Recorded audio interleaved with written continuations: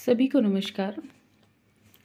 हम आज एक नई सीरीज़ शुरू करने जा रहे हैं जो आपकी घटना चक्र की दृष्टि 2023 के दूसरे अंक से संबंधित है। यह 1 अगस्त 2022 से 20 अगस्त 2023 तक अद्यतन पुस्तक है।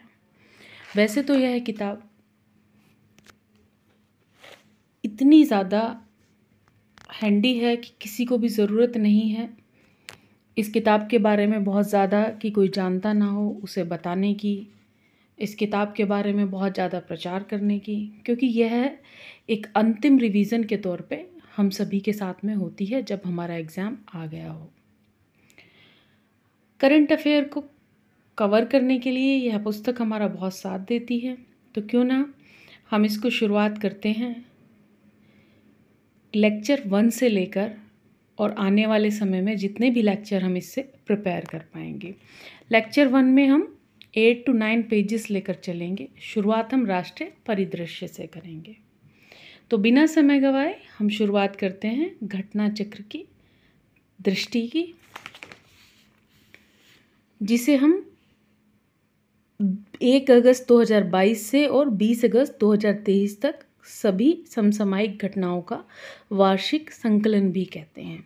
यह पुस्तक अपने आप में बहुत महत्व रखती है और ख़ासकर जो यूपी पीसीएस देने जा रहे हैं, जो यूपी पीएससी आरओ एआरओ देने जा रहे हैं, जो इलाहाबाद हाई कोर्ट देने जा रहे हैं, जो यूपी एचईएससी का एग्ज़ाम देने जा रहे हैं और जो यूपी एपीएस देने जा रहे हैं।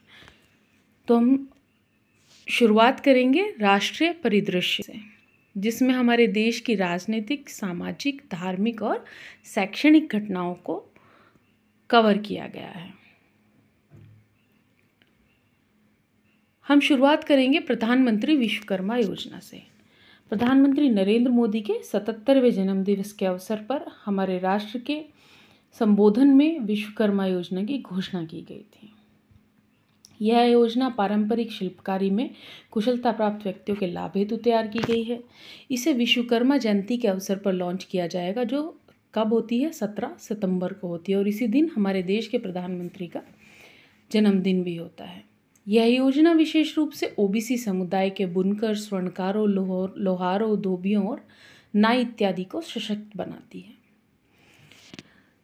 इसके बारे में स्मरणीय तथ्य क्या है हमारे कि 16 अगस्त 2023 को प्रधानमंत्री नरेंद्र मोदी की अध्यक्षता में हमारे आर्थिक मामलों के कैबिनेट मंत्री ने प्रधानमंत्री विश्वकर्मा योजना को मंजूरी दी। यह केंद्रीय क्षेत्र की योजना है। प्रथम स्मरणीय तथ्य है, यह केंद्रीय क्षेत्र की योजना है। इसकी अवधि 2023-24 से 2027-28 तक अर्थात 5 वर्षों के लिए निर्धारित की गई है। कुल परिव्यय हमारा 13,000 करोड़ रुपए निर्धारित किया गया है और इसका उद्देश्य अपने हाथों और औजारों से काम करने वाले कारीगरों और शिल्पकारों द्वारा पारंपरिक कौशल के पारिवारिक आधारित पेशे को बढ़ावा देना है। इस योजना के तहत कारीगरों और शिल्पकारों को पीएम विश्वकर्मा प्रमाण पत्र और पहचान पत्र भी दिए जाएंगे।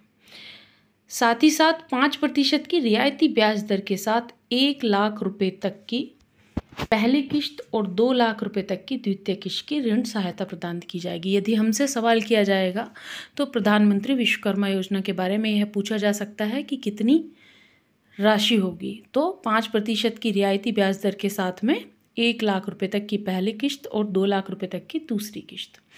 यह इस योजना के तहत कौशल उन्नयन, टूल किट प्रोत्साहन, डिजिटल लेन देन, इन्हें भी बढ़ावा दिया जाएगा।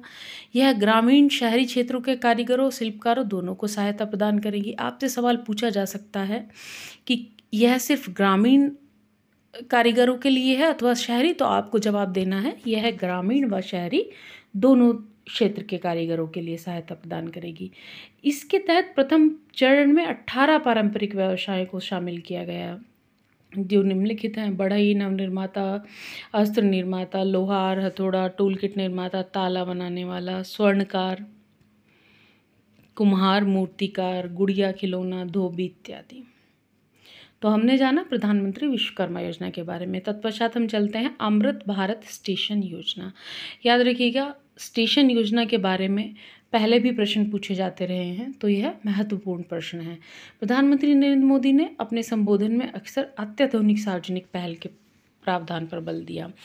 अधिकांश जनसंख्या का परिवहन भारतीय रेल द्वारा होता है, अतः प्रधानमंत्री ने रेलवे स्टेशनों पर विश्व स्तरीय सुविधाएं प्रदान करने के महत्व पर बल दिया।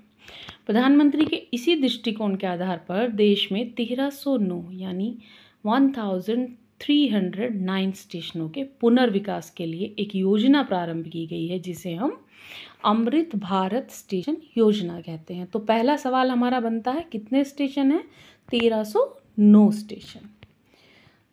आगे स्मरणीय तथ्य क्या हैं? 6 अगस्त 2023 को प्रधानमंत्री नरेंद्र मोदी ने अमृत भारत स्टेशन योजना के रूप में देश भर के 508 रेलवे स्टेशनों के पुनर्विकास की आधारशिला भी रख दी है। सर्वप्रथम 1309 में 9 स्टेशनों के पुनर्विकास के लिए योजना प्रारंभ की गई थी और उसमें कितने स्टेशनों की आधारशिला रख दी गई है? 508। तत्पश्चात 27 राज्यों को इसमें शामिल किया गया है। इन रेलवे स्टेशनों की बात यदि हम करें तो सबसे अधिक रेलवे स्टेशन उत्तर प्रदेश के हैं, जिनकी संख्या 55 है। आपको मुख्य रूप से, क्योंकि आप UPPCS RO के विद्यार्थी होने वाले हैं, तो हमारे लिए सबसे महत्वपूर्ण प्रश्न यही बनता है कि सबसे ज़्यादा स्टेशन किस राज्य के हैं? तो उत्तर प्रदेश के हैं, जिनकी संख्या 55 है। इन 508 रेलवे स्टेशनों का पुनर्विकास 24,470 करोड़ रुपए की लागत से हुआ है और इस योजना के तहत दीर्घकालीन दृष्टिकोण के साथ निरंतर आधार पर रेलवे स्टेशनों के विकास की परिकल्पना की गई है। तत्पश्चात हमारा आता है राष्ट्रीय बहुआयामी गरीबी सूचकांक। संयुक्त राष्ट्र विकास कार्यक्रम यानी यूनाइटेड नेशन डेवलपमेंट प्रोग्राम द्वारा अपनी मानव विकास रिपोर्ट, जो ह्यूमन डेवलपमेंट रिपोर्ट होती है, उसमें बहुआयामी यानी मल्टी डायमेंशनल पॉवर्टी इंडेक्स को वर्ष 2000 से ही शामिल किया जाता रहा है। ये विश्व में सबसे व्यापक रूप से प्रयोग किए जाने वाला नॉन मॉनेटरी यानी गैर मुद्रीय गरीबी सूचकांक है। इसके तहत मुख्य 3 आयाम आते हैं: स्वास्थ्य, शिक्षा एवं रहन सहन का स्तर के आधार पर बहुआयामी गरीबी का मापन किया जाता है। स्वास्थ्य, शिक्षा और रहन सहन के स्तर पर इस सूचकांक का उद्देश्य वैश्विक रूप से स्वीकार्य होने के साथ साथ भारत की स्थिति के अनुरूप एक सूचकांक का निर्माण करना है और व्यापक उद्देश्य वैश्विक रैंकिंग्स में भारत का सुधार करना है। भारत में बहुआयामी गरीबी सूचकांक के कार्यान्वयन को नीति आयोग द्वारा किया जाता है। तो कौन करता है? नीति आयोग। इसका निर्माण 3 आयामों पर होता है: स्वास्थ्य, शिक्षा, रहन सहन का स्तर, और इसके 12 संकेतक होते हैं। अगर हम स्मरणीय तथ्य की बात करें तो 17 जुलाई 2023 को नीति आयोग द्वारा राष्ट्रीय बहुआयामी गरीबी सूचकांक जारी किया गया और रिपोर्ट का नाम था एक प्रगति समीक्षा 2023 national multidimensional poverty index a progress review 2023। यह इस रिपोर्ट का कौन सा संस्करण है? द्वितीय संस्करण। प्रथम संस्करण 2021 में लॉन्च किया गया था। तो आपसे सवाल बन सकता है कि कौन इसको जारी करता है? राष्ट्रीय बहुआयामी गरीबी सूचकांक को जारी करते हैं नीति आयोग। दूसरा सवाल आपसे बनता है, इस गरीबी सूचकांक के लिए जो रिपोर्ट जारी की वह किस नाम से जारी की गई? तो एक प्रगति समीक्षा 2023 किसकी? राष्ट्रीय बहुआयामी गरीबी सूचकांक की। तीसरा आपसे सवाल बनता है कौन सा संस्करण है? तो दूसरा संस्करण है। पहला संस्करण 2021 में था। नवीनतम रिपोर्ट राष्ट्रीय परिवार स्वास्थ्य सर्वेक्षण पर आधारित है। उसके बाद में आपका आता है कितने स्तरों पर यह प्रदेश और जिला स्तरों पर निर्धारित होता है। इसमें नेशनल फैमिली हेल्थ सर्वे 4 जो 2015 से 16 हुआ और नेशनल फैमिली हेल्थ सर्वे 5 जो 2019 से 21 के मध्य हो, उनके परिवर्तनों को भी दर्ज किया गया। नवीनतम रिपोर्ट में 36 राज्यों, केंद्र शासित प्रदेशों और 707 प्रशासनिक जिलों को प्रस्तुत किया गया है। इसमें NFHS 4 और NFSH यानी नेशनल फैमिली हेल्थ सर्वे 5 के सभी राज्यों के बहुआयामी में गरीबी को कम करने में उल्लेखनीय प्रगति दर्ज की है। तो और समान अवधि के दौरान बहुआयामी गरीबी से मुक्त हुए लोगों की संख्या की दृष्टि से 3 श्रेष्ठ राज्यों में उत्तर प्रदेश, जिसमें 3.43। तो आपसे सबसे प्रमुख सवाल बनता है कि 3 श्रेष्ठ राज्य हैं उत्तर प्रदेश, बिहार और मध्य प्रदेश।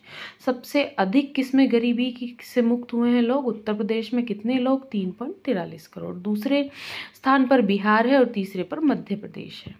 2015-16 में गरीबों की संख्या 24.85% थी, जो 2019-21 में घटकर 14.96% हो गई। इस तथ्य से स्पष्ट होता है कि भारत में बहुआयामी रूप से गरीब लोगों की संख्या में 9.89% की कमी दर्ज की गई है। समान अवधि के दौरान शहरी क्षेत्र में बहुआयामी गरीबी 8.65 से घटकर 5.27 रह गई है। 15-16 के मध्य MPI वैल्यू 0.117 से घटकर 0.066 रह गई। यह रिपोर्ट प्रदर्शित करती है कि वर्ष 2030 की निर्धारित सीमा कब है? हमारी SDG लक्ष्य 1.2 बहुआयामी गरीबी न्यूनतम आधे में कटौती, ये हमारी कब तक है? 2030 तक। इस दिशा में हम लोग अग्रसर हैं। MPI 2023 में सर्वाधिक बहुआयामी गरीबी वाले शीर्ष राज्य, तो प्रथम स्थान पर बिहार आता है। याद रखिएगा, कमी करने वालों में यह द्वितीय स्थान पर था, परंतु सबसे अधिक गरीबी वाले राज्यों में यह प्रथम स्थान पर आता है। बिहार के बाद झारखंड, मेघालय, उत्तर प्रदेश जो कि गरीबी कम करने वालों में प्रथम स्थान पर रहा, उसका सर्वाधिक गरीबी वाले राज्यों में चौथा स्थान था। सबसे कम बहुआयामी गरीबी संख्या 0.55 यानी 0.55 कौन है? केरल राज्य। वहीं केंद्र शासित प्रदेशों में दादर नागर हवेली, दमन दीव सर्वाधिक, जबकि पुदुचेरी में सबसे कम गरीब है। सबसे तेज कमी उत्तर प्रदेश में आई है, फिर बिहार, फिर मध्य प्रदेश, उड़ीसा और राजस्थान में। जनसंख्या में कमी सबसे अधिक, अगर मैं बात करूं 2015-16, 19-21 के मध्य, तो जनसंख्या के स्तर पर बिहार में आई है सबसे अधिक कमी। उसके बाद यदि मैं बात करूं न्यूनतम बहुआयामी गरीबी वाले 5 जिले, तो बिहार के जिलों में आपका क्या आता है? अररिया, पूर्णिया, सुपौल। और उत्तर प्रदेश के सर्वाधिक न्यूनतम गरीबी वाले सर्वाधिक में आता है बहराइच। सर्वाधिक बहुआयामी गरीबी कहाँ है? बहराइच। दूसरे पे श्रावस्ती, फिर बलरामपुर, फिर बदायूं, फिर सीतापुर। तत्पश्चात अगर न्यूनतम गरीबी में बात करूं तो गाजियाबाद प्रथम स्थान पर है। तत्पश्चात आपका लखनऊ, कानपुर, गौतम बुद्ध नगर और हापुड़ आते हैं।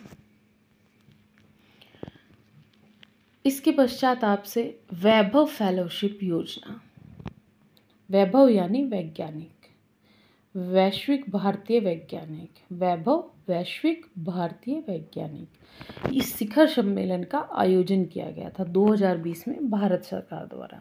यह प्रवासी और निवासी भारतीय शोधकर्ताओं, जो रिसर्च स्कॉलर होते हैं, उनके लिए सम्मेलन था।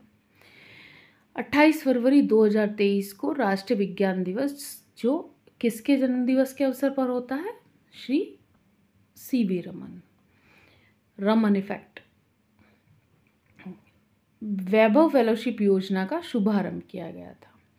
इस योजना की शुरुआत विज्ञान एवं प्रौद्योगिकी मंत्रालय द्वारा की गई थी। 15 जून 2023 को इस वैभव फेलोशिप की 2023 की घोषणा की गई। इस कार्यक्रम के क्रियान्वयन के लिए विज्ञान प्रौद्योगिकी विभाग एक नोडल एजेंसी है। यह फेलोशिप भारतीय मूल के उत्कृष्ट वैज्ञानिकों को प्रदान की जाएगी जो रिसर्च में अग्रसर हैं। 18 क्षेत्र इसके लिए प्रमुख चुने गए हैं। वैभव फेलोशिप आपकी क्या है? भारतीय संस्थान की पहचान कराती है।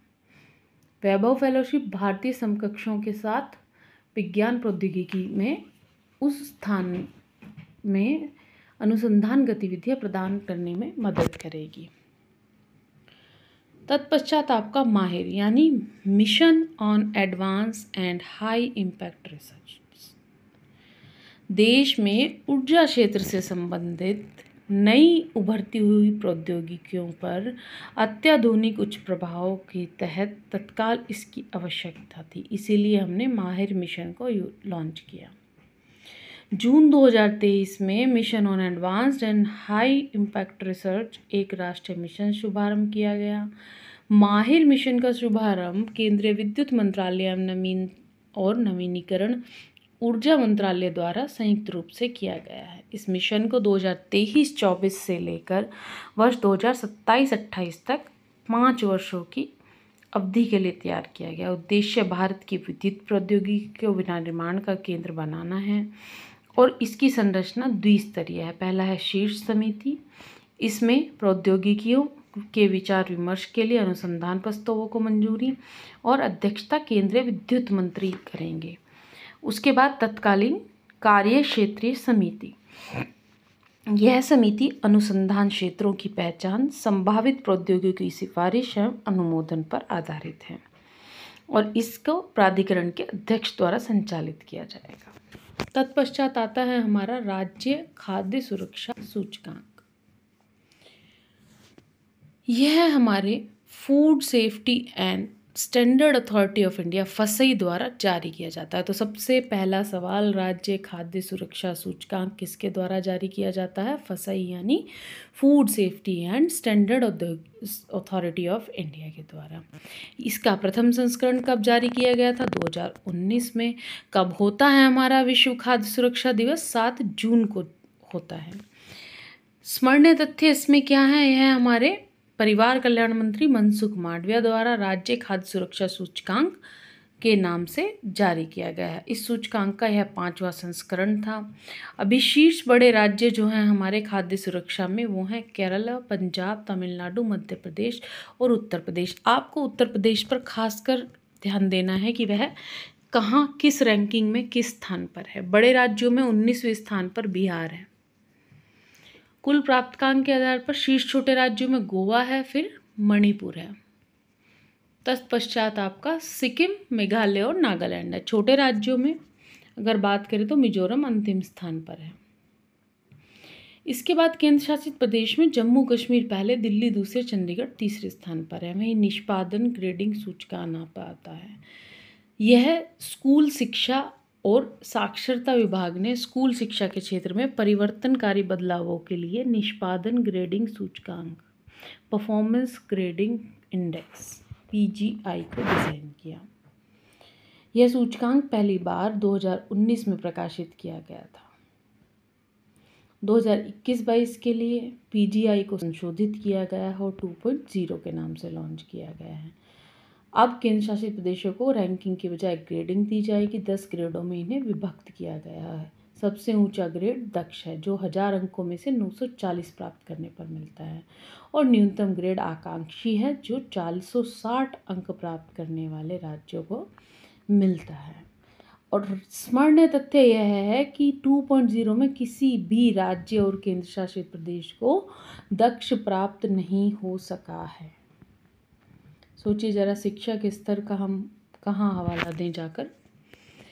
PGI 2.0 में पंजाब चंडीगढ़ को स्कोर रैंक में 641 से 700 का ग्रेड प्राप्त हुआ है।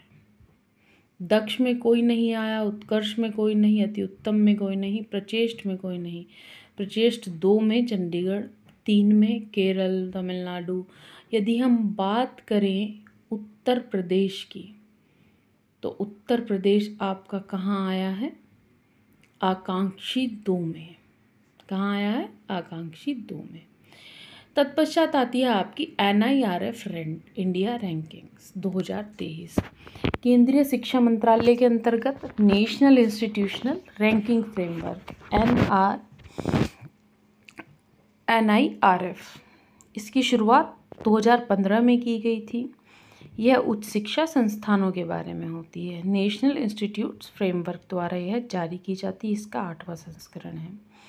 प्रमुख उच्च संस्थान कौन कौन से हैं?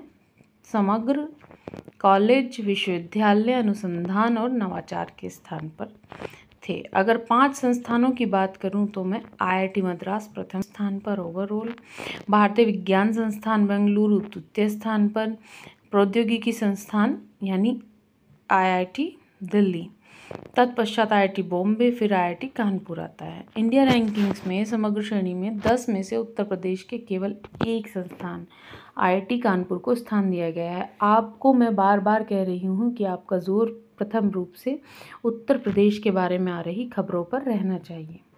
तो उत्तर प्रदेश का कौन सा संस्थान है? IIT कानपुर, जिसको 5वां स्थान प्राप्त हुआ है। समग्र श्रेणी में बिहार के IIT पटना को 66वीं रैंक प्राप्त हुई है। वहीं अगर भारतीय विज्ञान संस्थान बेंगलुरु को विश्वविद्यालय में शीर्ष स्थान, विश्वविद्यालय में बेंगलुरु क्या है? भारतीय विज्ञान अनुसंधान को प्राप्त हुआ है। विश्वविद्यालय श्रेणी में डॉक्टर राजेंद्र प्रसाद केंद्रीय कृषि विश्वविद्यालय समस्तीपुर बिहार को बैंड 151 से 200 के बीच मिला है। ऐसे ही नवाचार श्रेणी में IIT कानपुर, इंजीनियरिंग में IIT मद्रास को, और IIT मद्रास को और किस में प्रथम स्थान मिला है आपका? ओवरऑल रैंकिंग में। नए संसद भवन का उद्घाटन। औपनिवेशिक यानी कॉलोनियल एरा के दौरान अग्रणी ब्रिटिश वास्तुविद यानी आर्किटेक्ट्स कौन थे आपके? एडविन लुटियंस और हार्बर्ट बेकर। इन्होंने सेंट्रल विस्टा परिसर की परिकल्पना की थी। उद्घाटन 1931 में किया गया था। इसमें आपकी 3 चीज़ें, राष्ट्रपति भवन, संसद भवन, नॉर्थ साउथ ब्लॉक, आपका अभिलेखागार कार्यालय, जिसे बाद में हमने राष्ट्रीय अभिलेखागार के साथ साथ इंडिया गेट स्मारक और राजपथ के दोनों ओर नागरिक उद्यान भी शामिल थे। स्मरणीय तथ्य क्या है? 28 मई 2023 को प्रधानमंत्री नरेंद्र मोदी द्वारा नए संसद भवन का उद्घाटन किया गया। इस अवसर पर 75 रुपये का सिक्का और स्मारक डाक टिकट जारी किया गया। संसद भवन के उद्घाटन के अवसर पर लोकसभा में कक्ष में स्पीकर की कुर्सी के बगल में एक सेंगोल, पवित्र सेंगोल स्थापित किया गया है। डिज़ाइन अहमदाबाद स्थित एक architecture firm HCP design planning and management private limited ने तैयार किया है। ट्रायंगल शेप में बनाया गया है, 64,500 वर्ग मीटर में है। 3 प्रवेश द्वार हैं आपका। पहला है ज्ञान द्वार, दूसरा है शक्ति द्वार और तीसरा है कर्म द्वार। तो आपसे सवाल ये पूछा जा सकता है कि संसद भवन के 3 प्रमुख द्वारों में 4 में से एक कौन सा नहीं है? तो ज्ञान द्वार है, शक्ति द्वार है और कर्म द्वार है। नए संसद भवन में अभी क्या है? कुल 888 सीटों की क्षमता के अतिरिक्त हॉल में 384 सदस्यों के बैठने की व्यवस्था है। इसमें लोकसभा का आंतरिक हिस्सा राष्ट्रीय पक्षी मोर पर आधारित है। राज्यसभा का आंतरिक हिस्सा राष्ट्रीय पुष्प कमल पर। तो आपसे सवाल किया जा सकता है, लोकसभा का आंतरिक हिस्सा राष्ट्रीय पक्षी मोर पर आधारित है, तो राज्यसभा का किस पर है? आपका पुष्प कमल पर। प्रांगण में वृक्ष बरगद भी लगाया गया है, जो हमारा क्या है? राष्ट्रीय वृक्ष है। सेंगोल की स्थापना किस लिए की गई? सेंगोल के बारे में यदि बात करें तो 14 अगस्त 1947 को भारत की स्वतंत्रता की पूर्व संध्या पर, कब? 14 अगस्त 1947 भारतीय स्वतंत्रता की पूर्व संध्या पर एक पवित्र सेंगोल का निर्माण किया गया था। इस सेंगोल को एक तमिल अधिनियम धार्मिक मठ द्वारा पंडित जवाहरलाल नेहरू को सौंपा गया, जो अंग्रेजों से भारत को सत्ता के हस्तांतरण का प्रतीक था। 1947 में पंडित जवाहरलाल नेहरू को प्राप्त सेंगोल 5 फीट की थी और उस पर सोने की परत चढ़ाई गई थी। 14 अगस्त 1947 को पंडित नेहरू द्वारा सेंगोल को प्राप्त करने के बाद इसे इलाहाबाद संग्रहालय में रख दिया गया। 28 मई 2023 को प्रधानमंत्री द्वारा नए संसद भवन के उद्घाटन के अवसर पर लोकसभा अध्यक्ष के आसन के समीप इसे स्वर्ण राजदंड सेंगोल की स्थापना की गई। वर्ष 1947 के उसी सेंगोल को प्रधानमंत्री द्वारा नए संसद भवन में स्थापित किया गया है। सेंगोल के शीर्ष पर भगवान शिव के पवित्र बैल नंदी को नक्काशी के माध्यम से चित्रित किया गया है। तो यदि आपसे सवाल होगा तो सेंगोल के बारे में ये भी पूछा जा सकता है कि उसके शीर्ष पर क्या बना है, तो शिव के पवित्र बैल नंदी बने हैं। तमिलनाडु के चोल राजाओं के शासनकाल के दौरान। तो ये कब इस्तेमाल होती थी? तमिलनाडु के जो चोल शासनकाल था उनके दौरान, जब हाई प्रीस्ट यानी महाआयोजकों के माध्यम से सेंगोल को राजा को सौंपा जाता था। सेंगोल की स्वीकृति का उत्तरदायित्व शासन के अधिकार को प्रदर्शित करता है। तो आपसे पूछा जा सकता है कि सेंगोल की स्वीकृति का उत्तरदायित्व किसे प्रदर्शित करता है? तो राजा के शासनकाल को। उसके पश्चात हम आते हैं उड़ान योजना। सबसे पहली बार 2016 में आपकी शुरुआत की गई थी राष्ट्रीय नागर विमान नीति के द्वारा। इसका पूरा उड़ान योजना स्कीम, उड़ान का पूरा रूप है उड़े देश का आम नागरिक। उड़ान यानी उड़े देश का आम नागरिक। अक्टूबर 2016 में शुरुआत की गई। 2017 में पहली फ्लाइट शिमला से दिल्ली के बीच, याद रखिएगा स्मरणीय तथ्य है, शिमला से दिल्ली के बीच प्रथम फ्लाइट आपकी मंजूर की गई थी। 4 फेज में ये योजना हो चुकी है आपकी। उड़ान 1, उड़ान 2, उड़ान 3, उड़ान 4 और अभी उड़ान 5.1। स्मरणीय तथ्य क्या है? चारों चरणों की सफलता के बाद अब 21 अप्रैल 2023 को उड़ान 5 की शुरुआत हुई।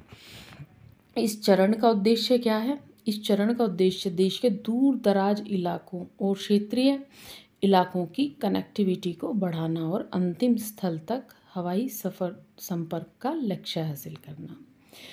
24 मई 2023 को नागर विमान मंत्रालय ने हेलीकॉप्टर मार्गों को विशेष रूप से 5.1 उड़ान योजना की शुरुआत की। इसका उद्देश्य सुदूरवर्ती क्षेत्रों में हेलीकॉप्टर के माध्यम से कनेक्टिविटी बेहतर करना है। तो हमारी उड़ान योजना 5.1 का उद्देश्य क्या है? सुदूरवर्ती इलाकों में हेलीकॉप्टर के माध्यम से कनेक्टिविटी को बेहतर करना। कर्नाटक विधानसभा चुनाव की बात करते हैं तो यह 15वीं विधानसभा के कार्यकाल के लिए समाप्ति की तिथि थी। तो 24 मई 2023 को निर्धारित थी। आयोग के द्वारा अधिसूचना के तहत गठन के लिए एक चरण में चुनाव करने की, याद रखना एक चरण में यह चुनाव हुए हैं कर्नाटक में। 10 मई को यह चुनाव संपन्न हुए, 13 मई को मतगणना संपन्न हुई। पूर्ण रूप से यदि बात करें तो कांग्रेस जो थी, भारतीय जनता पार्टी जो वहाँ पे शासन में थी, उसको हराकर शासन में आई। परिणाम की यदि बात करें तो सत्तारूढ़ भारतीय जनता पार्टी को किसने? आईएनसी यानी इंडियन नेशनल कांग्रेस ने पराजित किया। कर्नाटक के चुनाव में सत्तारूढ़ दल के पक्ष में मतदान 1985 के बाद कर्नाटक की जनता ने कभी भी सत्तारूढ़ दल के पक्ष में मतदान नहीं किया है। वर्ष 2023 में यही प्रवृत्ति जारी रही। 2023 को भारतीय राष्ट्रीय कांग्रेस के सिद्धारमैया कांग्रेस के मुख्यमंत्री के रूप में शपथ ग्रहण की। ऑपरेशन समुद्रगुप्त इम्पॉर्टेंट है। एनसीबी द्वारा ऑपरेशन यानी नारकोटिक्स कंट्रोल ब्यूरो द्वारा यह ऑपरेशन की शुरुआत की गई। उद्देश्य हिंद महासागर क्षेत्र में नशीले पदार्थों की तस्करी को रोकना था। भारतीय नौसेना और एनसीबी के साथ मिलकर यह काम कर रही है। स्मरणीय तथ्य समुद्रगुप्त का क्या है आपका? 13 मई 2023 को भारत के नारकोटिक्स कंट्रोल ब्यूरो ने एक अभियान के तहत इसकी शुरुआत की। 2500 किलोग्राम मैथेम्फेटाइन जब्त किया। यह देश में किसी भी ड्रग निरोधक एजेंसी द्वारा वित्तीय रूप से सबसे बड़ी जब्ती थी। एनसीबी ने जब्ती ऑपरेशन समुद्रगुप्त के तहत की। मैथेम्फेटामाइन बार बार बोलने की कोशिश मैं इसलिए कर रही हूँ ताकि आप भी समझ सके कि ये मैथेम्फेटामाइन है।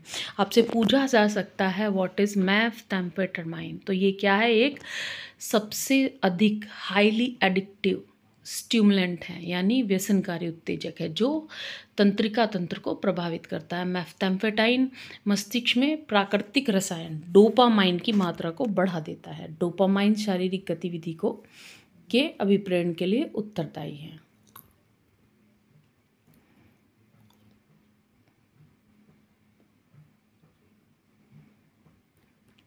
इसके अतिरिक्त हम आपको बताना चाहेंगे इससे जुड़े हुए 2 तथ्य, स्वर्ण अर्धचंद्र और स्वर्ण त्रिभुज। भारत विश्व के 2 सबसे बड़े अफीम उत्पादक क्षेत्रों के मध्य है। पहला है आपका क्या है? स्वर्ण त्रिभुज यानी गोल्डन ट्रायंगल, जो पश्चिम में स्वर्ण अर्ध और पश्चिम में स्वर्ण अर्धचंद्र। पूर्व में क्या है, गोल्डन ट्रायंगल, और पश्चिम में स्वर्ण अर्धचंद्र। स्वर्ण त्रिभुज के अंतर्गत आपके कौन से देश आते हैं, थाईलैंड, म्यांमार और लाओस।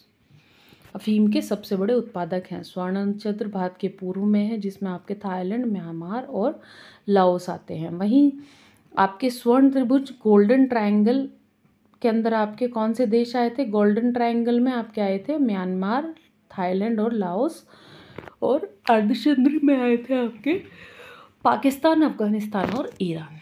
यह भी स्मरणीय तथ्य हैं। अभी भारत का पहला भारतीय वायुसेना विरासत केंद्र, अगर हम बात करें तो इसकी स्थापना चंडीगढ़ प्रशासन और इंडियन एयरफोर्स की संयुक्त परियोजना के माध्यम से हुई चंडीगढ़ में, और यह MOU हस्ताक्षरित हुआ था। राजनाथ सिंह ने पहले वायुसेना का उद्घाटन किया। इसकी स्थापना चंडीगढ़ में की गई।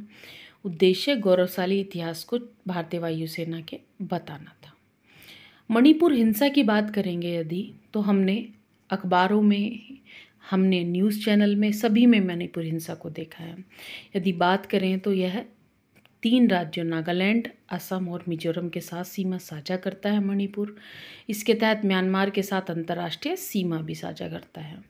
इसके 16 जिले हैं। आमतौर पर राज्य को घाटी और पहाड़ी जिलों में विभाजित देखा जाता है, जिनकी संख्या पहाड़ी जिलों की संख्या 5 है और 90% क्षेत्र को आच्छादित करती है। घाटी जिले मात्र 10% हैं।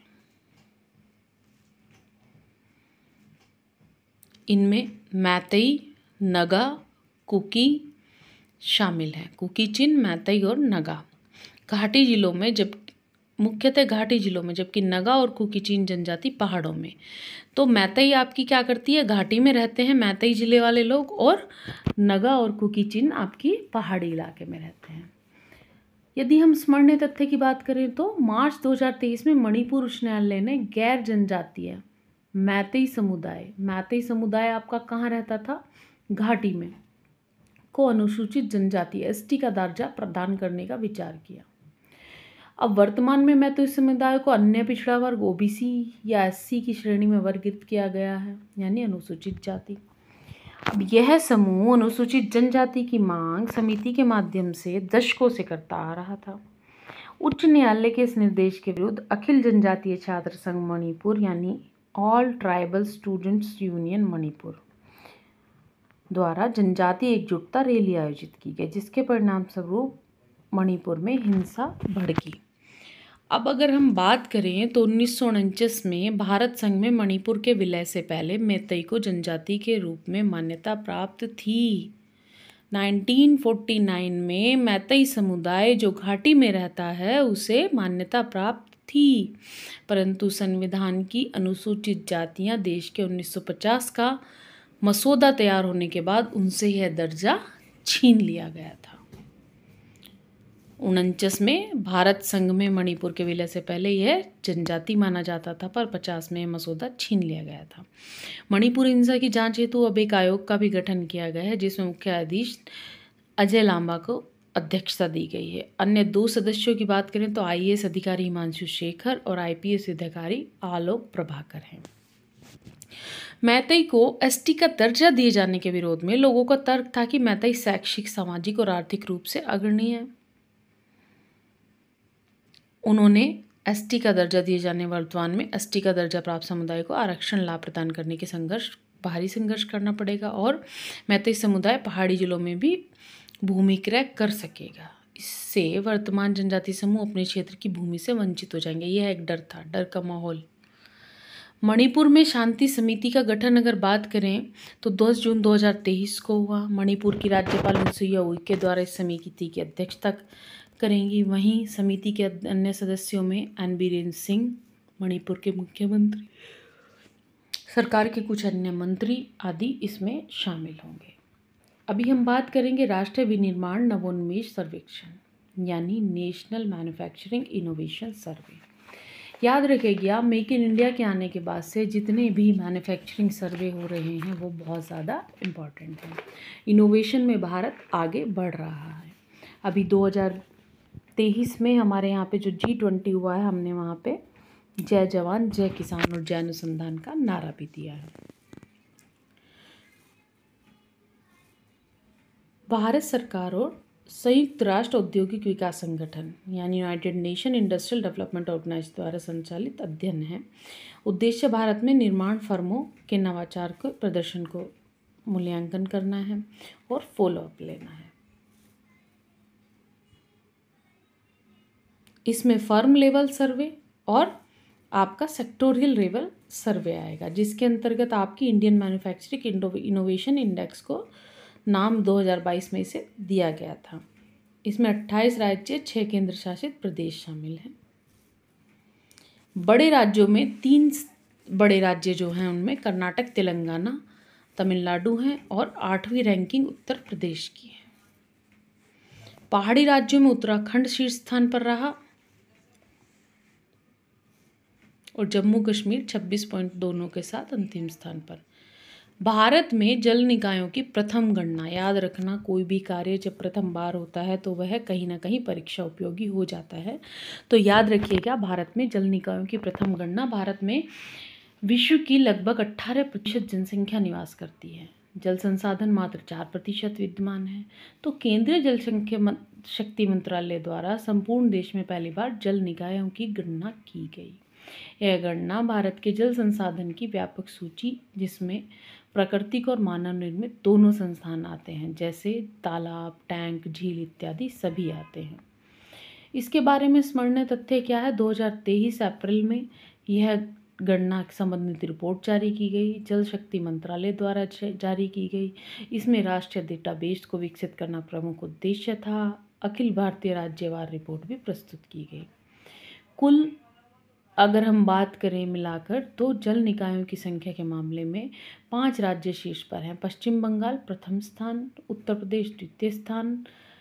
तो पश्चिम बंगाल पहले स्थान पर जल निकायों में, उत्तर प्रदेश दूसरे स्थान, आंध्र प्रदेश, ओडिशा और असम तीसरे, चौथे और 5वें स्थान पर आते हैं। जल निकायों की संख्या में शहरी क्षेत्रों में पश्चिम बंगाल पहले स्थान पर, ग्रामीण में भी। वहीं शहरी क्षेत्रों की अगर बात करें तो तमिलनाडु दूसरे। ओवरऑल में आपका उत्तर प्रदेश दूसरे पर आता है, पर शहरी क्षेत्रों में तमिलनाडु, वहीं ग्रामीण में उत्तर प्रदेश। फिर केरल आपका आता है, उत्तर प्रदेश, त्रिपुरा। शहरी क्षेत्रों की बात करें अगर तो चौथे स्थान पर। कुल जल निकाय में 78% मानव निर्मित है, 22% प्राकृतिक है। अब बात करें तो केरल जल बजट तैयार करने वाला पहला राज्य। याद रखिएगा, केरल बहुत से ऐसे आपके नवीन कार्य हैं जिनको करने वाला पहला राज्य है। फाइबर केबल से, फाइबर ऑप्टिक्स से, घर घर इंटरनेट की सेवा प्रदान करने से लेकर जल बजट तैयार करने वाला पहला राज्य आपका कौन बन गया है? केरल। तो बेसिकली किसी प्रणाली में प्रवेश करने और उससे बाहर जाने की जल की मात्रा का माप करता है। जलकुंड या आपका जो एक्विफायर के संदर्भ में यह एक डिस्चार्ज के मूल्य का मूल्यांकन करता है। तो जल बजट तैयार करता है, यानी कितना पानी आपने खर्च किया है और कितना पानी आपको मिला था, यही तो करते हैं हम बजट में। पिनराई विजयन ने जल बजट प्रस्तुत किया। पहली बार केरल द्वारा गर्मियों में जल के संकट से निजात पाने के लिए जल बजट अपनाया गया।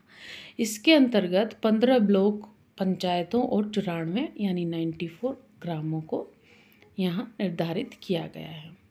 अगर हम संयुक्त राष्ट्र जल सम्मेलन 2023 की बात करें, यूएन वाटर कॉन्फ्रेंस 2023, यह न्यूयॉर्क में हुआ था। याद रखिएगा, पहला राज्य भारत में जल बजट तैयार करने वाला केरला है। तो यूएन वाटर कॉन्फ्रेंस हुई थी न्यूयॉर्क, अमेरिका में। इसकी मेज़बानी किसने की थी? ताजिकिस्तान और नीदरलैंड ने। किसने मेज़बानी की थी? ताजिकिस्तान और नीदरलैंड ने। वर्ष 1977 में अर्जेंटीना में आयोजित सम्मेलन के बाद यह जल को समर्पित दूसरा सम्मेलन था। सबसे पहला 1977 में अर्जेंटीना में आयोजित हुआ था, उसके बाद यह दूसरा था। मेज़बानी किसने की थी? ताजिकिस्तान और नीदरलैंड ने।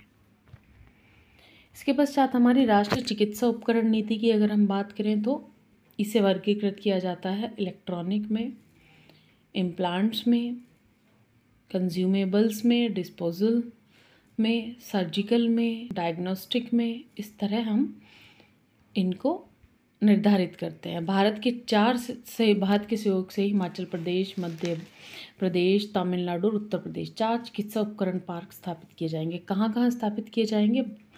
हिमाचल प्रदेश, मध्य प्रदेश, तमिलनाडु और उत्तर प्रदेश में।